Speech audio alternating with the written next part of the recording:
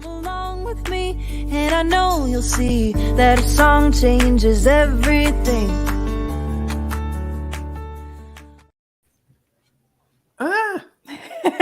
There we go. It's one way to start it. Hi, everyone. My name is Melanie Ambler. I'm a first year, or just finished my first year of medical school at Stanford School of Medicine. And I thought I'd start off by playing a piece that's very near and dear to my heart. It's called Appalachia Waltz. So if you would like to close your eyes and just picture whatever comes to mind, then I hope you enjoy.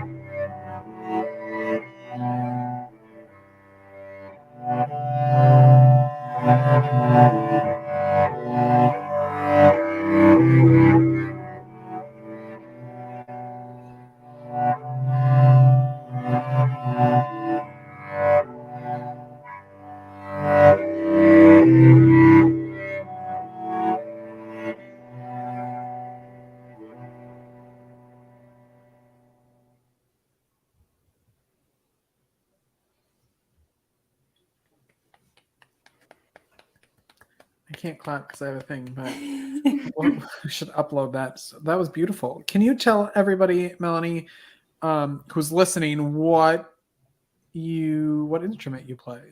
Yeah, so I played the cello. I've been playing since I was 8, so for 17 years now. And it's really followed me throughout my entire development and life, and I really can't imagine basically existing without my instrument. Wow. Yeah. And you're a medical student now.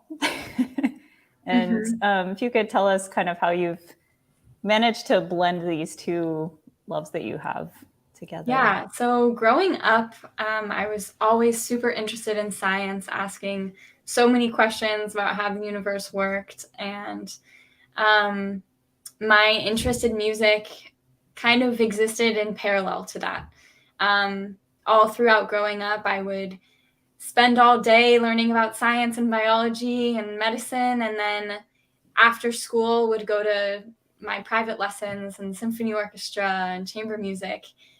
But those interests kind of existed separately until I had this wonderful opportunity in college. I attended Brown University, and in my second year there, I stumbled across a class called Artists and Scientists as Partners. And that was really the first time that I was encouraged within a strict academic setting to explore how the arts and the sciences could be combined, and specifically how music, art, and dance could be implemented within the medical setting. And that class changed like the entire course of my education and my interests. I had been doing research that wasn't really interesting to me. It just felt like it was something that I had to check off the box because I knew that I wanted to go to medical school. And once I learned about this field of the medical humanities and researching arts interventions in all sorts of medical settings, I was super inspired and just decided that that's what I wanted to do. And that's kind of where this entire path began, of using music as, I guess, a form of medicine, a form of therapy, and being able to share that with patients and with healthcare providers has been some of the most rewarding work that I've done so far. So what does that look like when you're working with patients and healthcare providers? Is it in a hospital setting? Is it bedside? Is it group? If you could talk about that. Yeah, so in terms of my like live performance, it's taken many different forms over the course of the last few years. I had been living in France right before the pandemic began, and we were evacuated once everything happened. And I was really missing the community that I had formed there and just wanted to do something. And so one of my professors from Brown had actually sent me an article about a group called Project Music Heals Us. And they were doing virtual concerts on Zoom for critically ill patients in some hospitals in New York City, which was really the first city in the US that had been really severely affected by the pandemic. And I remember reading this article and just thinking, I need to do this in some way, shape, or form. And so I started that summer 2 different projects, one in France and one in the United States. So the first project was called Petite Pause Musicale, and that means like short musical break. And I contacted a bunch of different nursing homes all throughout the region of Normandy in France, which was where I was living, and got a lot of enthusiastic responses and started playing these large group concerts online for nursing home residents. And it was so sweet to see them and interact with them and hear them singing along to certain, oldie French songs that I would play. And it was really, really sweet to see them kind of bopping along in their chairs. And they would also have the chance to interact with each other and see different nursing homes at once, which was definitely something that was not really possible during the pandemic and even before the pandemic. And so that was kind of one way that I tried to battle the problem of isolation with music and just bring a little bit of light into their nursing homes.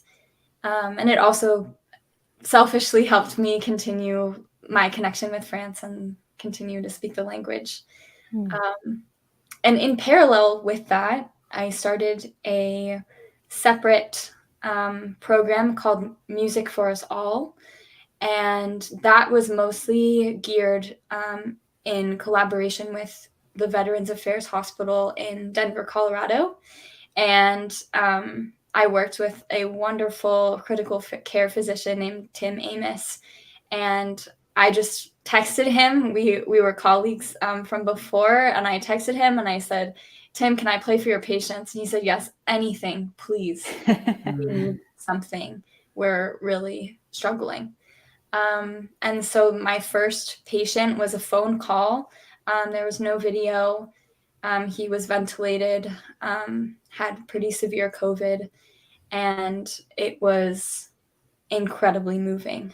And so I ended up playing for that same patient a few days later on Zoom, and his family connected at the same time so they could share a moment together when they really had no visibility and no understanding for what was going on, because this was still so early and nobody really knew what was happening. Right. And that just morphed into me playing as many concerts as I could for patients. I was basically just on call with Tim for the whole summer, and he would text me when there was a patient that he thought would benefit, and I would just sign on and play. Okay. So that's kind of how it's taken form, and it's evolved over. I still play every Wednesday, but now I'm actually in partnership with Project Music Heals Us. So we're kind of in a more established phase, and I get to participate in this wonderful nonprofit and share music every week with these patients and healthcare providers. Project Music Heals Us has actually been on the podcast before, so go look at that from last season. They do some amazing work alone. They're incredible. Yeah. How do you, so you're a medical student, how do you see your practice looking when you're finished with school? Like I in my head, I want to walk into your office and you have an instrument, and that's like how you're telling me, okay, you know, like how all the news that you're going to tell me, or you're using something else to take my blood pressure instead of the usual stuff. But how do you see that? How do you see the combination of the two working for you? That's a great question. It's one of the existential questions of my future.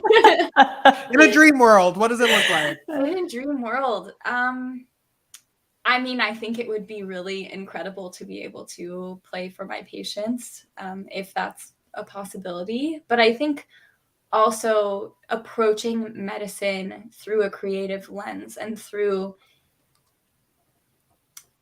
treating patients as human beings and as people that have lived experience and memories associated with whatever they're coming in with is something that I have learned through playing music for people and specifically for patients. Like the amount of stories that I hear because I've shared something of my own with them creates for such a deeper connection. And I think as a physician in whatever field that I end up choosing, I will want to incorporate that amount of like storytelling or just more interest in the background that I've gotten from playing music.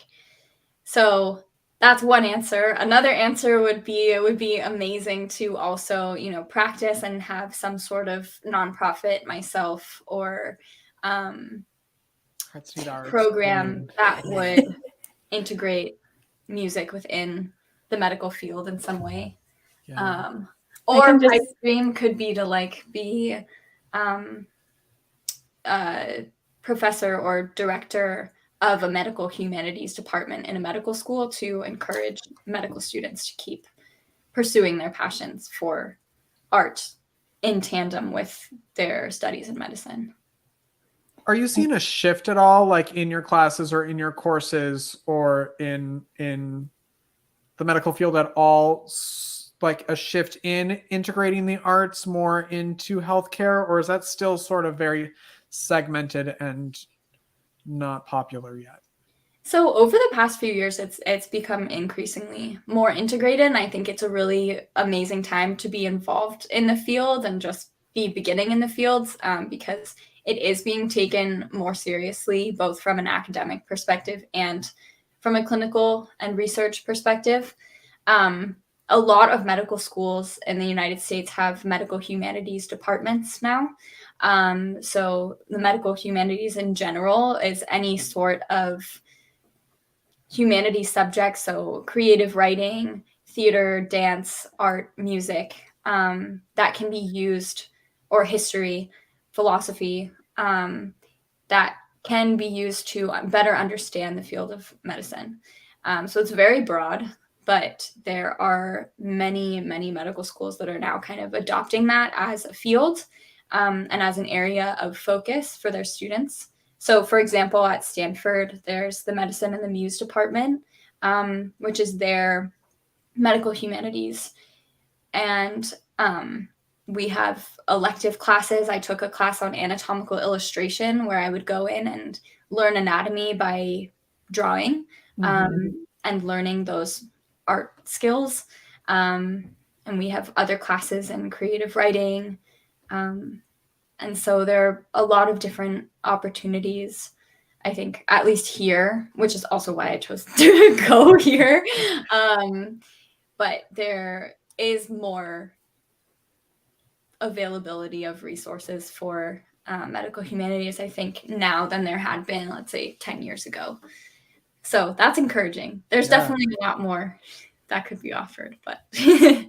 I want to throw this out before we continue too, because I know we have some people watching. Melanie is going to be kind of taking us through a simulation of what it would be like to have a session with her. So if you have any song requests for her, throw them in the comments and we can kind of play this. You don't have to sing all of them or play all of them, but it'll be a good way to kind of go through how she interacts with people to get down to play a song. So if you are listening and you have a song you'd like to hear from her, throw those in the comments and we'll hopefully hear one of them. Yes, happy to do my best. I'm making no promises, but... So on that note, like what happens, I do want to go through kind of beginning to end and use us as people, as real people. Yeah. But what happens when you go in? Do you kind of take us through what a session would be like? And I'm always curious how other people react when a song is requested and you don't know it, like how you navigate that experience for them. Mm-hmm. Yeah, so I can kind of start from the beginning. Everything happens on Zoom.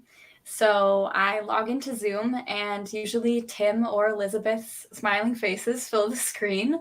They're kind of the two. Elizabeth is a palliative care psychologist and Tim is the critical care physician. And they usually give me kind of a brief description of who the first patient is going to be. So they'll say, this is Mr. Blank. He just had a procedure. He's been here for a week and said he really would love to listen to music or something along those lines. And then they wheel me on the iPad through the hallway to the patient's room. Usually the camera's off during that time because of confidentiality purposes. But then once they get into the room, if the patient is comfortable with it, we'll turn the camera on. Sometimes patients are awake, other times they're asleep, other times they're sedated and intubated. It really depends on the day and who is in the ICU. And then I just introduce myself. I kind of say, hi, I'm Melanie. I'm a cellist and a medical student. I'm calling in from California. And I'm here to play some music for you today.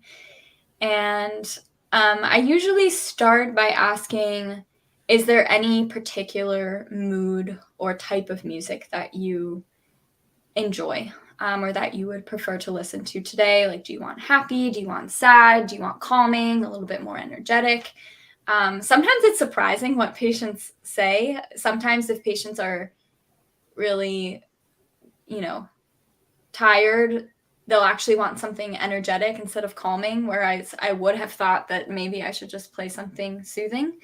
But I would say the majority of the patients just say, play me whatever you love. Sometimes I've gotten specific requests for songs that I don't know how to play. Should we try that now? Because we do have a request. We do. Oh, so our friend Mary Jane Sun Up! do you know Sun Up? I do know Sun Up. So Mary Jane is my first ever music teacher. She taught me cello. Cheating, Mary Jane. We'll allow it. This is maybe a quiz to see but how well I was actually doing. I was going to play it regardless. So I'm happy to play Sun Up. So this is a piece that's written for 6 cellos originally. But I've taken all of my favorite parts and kind of melded it into one. So this is Sun Up, and I hope you enjoy it.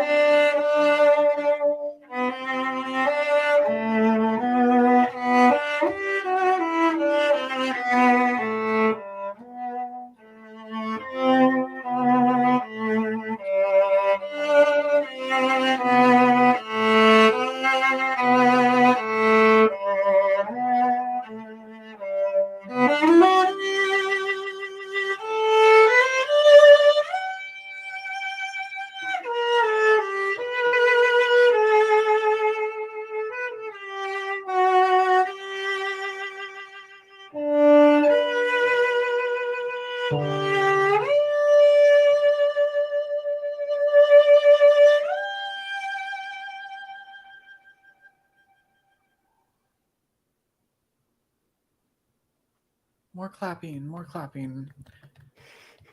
I think your fan club is here today. Yes. Because they're commenting. Oh, wait, I can't see the comments. It's Dawn says she's so very proud of you, Mel. Dawn Andrews. Aw. And we have, let's see, So Beautiful. Great to hear you play and explain. We have another So Beautiful. Bravo. We can just do this for an hour and just all I of your know. accolades coming through. We had another request because I do want to see how, do you know this song? Oh, gosh.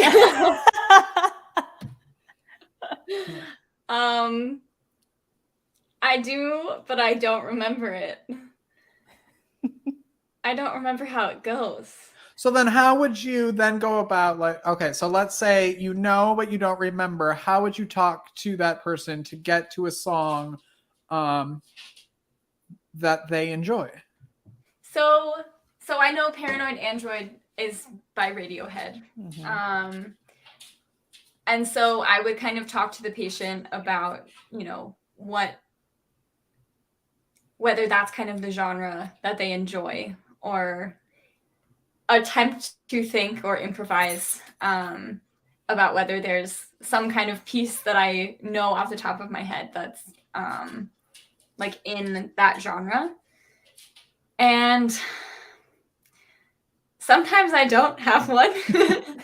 And I just kind of say, I'm sorry, I don't have one. Or I'll list off other well-known songs I know, like House of the Rising Sun, or what are other songs that are kind of like I know some random like Old Town Road and those sorts of things.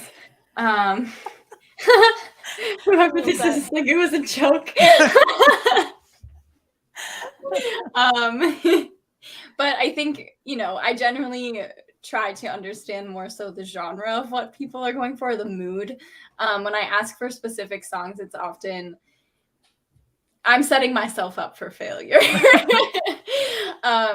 It's a little bit harder on cello to just like find music as well. If you play piano or something like that, sometimes it's easy to just Google quickly. But yeah, I guess that's what I would say. There are some other, I know a lot of like Beatles, Hallelujah, those sorts of songs that are very well known and that people often respond to if they're familiar with them. What's a song that people would be surprised you can play on the cello? Ooh. That was a good question. Because you think, the cello, that it would be classical, and then you're throwing out all of these names of bands and artists, and I'm like, oh, of course. Why suppose, sure, why wouldn't you be able to do that? Yeah. I guess this is just a funny one. I don't remember if I fully know how to play it now, but for my medical school class, we were doing like a parody music video, and they wanted a cello cover of Industry Baby. I want to see this video. by Lil Nas X. So it was like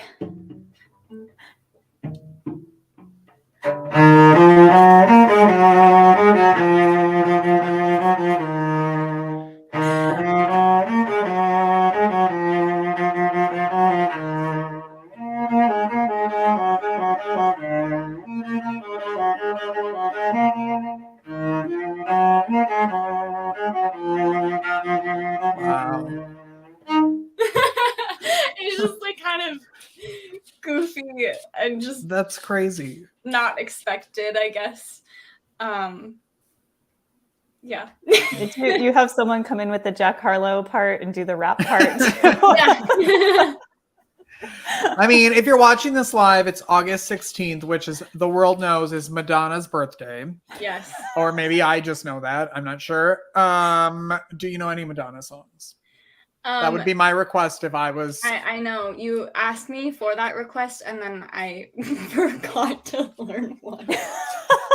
All right. Interview over. Close it down. No, I'm just kidding. Okay. I promise I will send you a personalized recording of a thank you. Madonna song. But so if you don't know a Madonna song, then how would you do that with me to get to a song that I love? So tell me about some of your interests or mood, or what is your general love in music?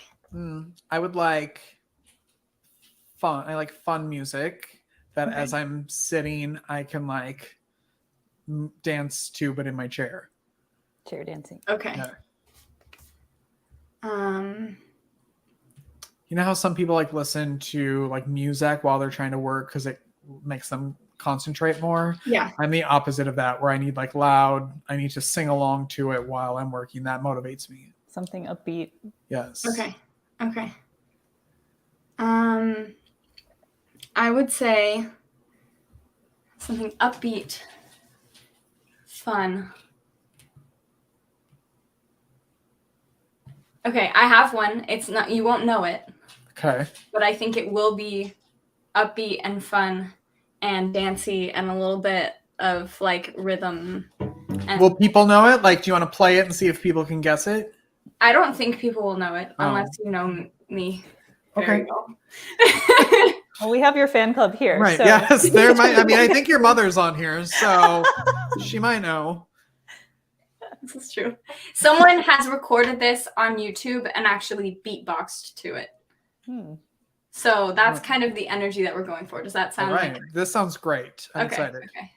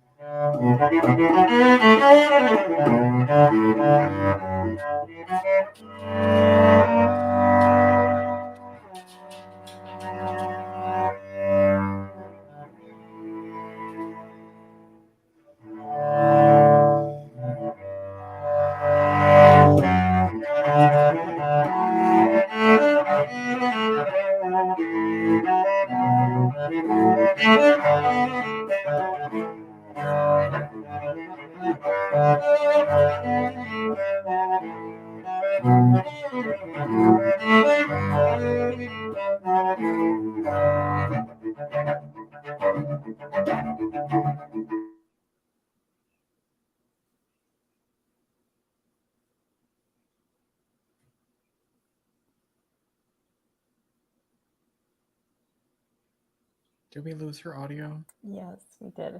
Oh no, Melanie, we lost your audio. Melanie is still But playing. she's Yes. This is fun to watch her. This is one of my favorite things. Melanie, we've lost your audio. One of my favorite things about watching musicians is watching actually them. Oh gosh. Oh, there, you're back. Wait. It was just at the very end. We missed just maybe the last 15 seconds. Hold on 1 second. Can you hear us? Can you hear me? Yeah. Yeah. Can you hear us? Yeah, I can't hear you though. Oh, well, this is This is great going way to be interesting. Let me see. this is the best way to end it. Then because she can't hear us anymore. But I think it's so interesting to watch musicians actually play and feel the music, like their faces and their expressions. It's like with their whole body. Yes, it's so interesting. Oops. Well, Melanie can no longer hear us. It's so we're going to end and thank her. She'll watch this later and we'll thank her. And you can look at the show notes for information on how to connect with Melanie. Thanks, Melanie, when you hear this. Thank you. Thank you, Melanie. We will see you all next time. Keep creating, everyone. Bye. Bye. Thank you for listening to Arts for the Health of It, a podcast produced by Hearts Need Art Creative Support for Patients and Caregivers in partnership with the National Organization for Arts and Health. You can help others learn about the healing power of the arts by subscribing, sharing, and reviewing the podcast wherever you listen or watch. The podcast is hosted by Richard Wilmore, co-hosted by Constanza Rader. Our theme song, Songbird, is written and performed by Natalie Lane. Visit heartsneedart.org to learn how you can support our mission to create joy with people facing life-altering health challenges. Join us next week to learn more ways you can create arts for the health of it. The views expressed on this podcast do not necessarily reflect the views of Hearts Need Art, their staff, board members, or other affiliates. All content is created for informational purposes only. This podcast is not intended to be a substitute for professional medical advice or to diagnose and treat any health condition. Always seek the advice of your physician or other qualified health professional with any questions you may have regarding a medical condition. Never disregard professional medical advice or delay in seeking it because of something you heard on this podcast.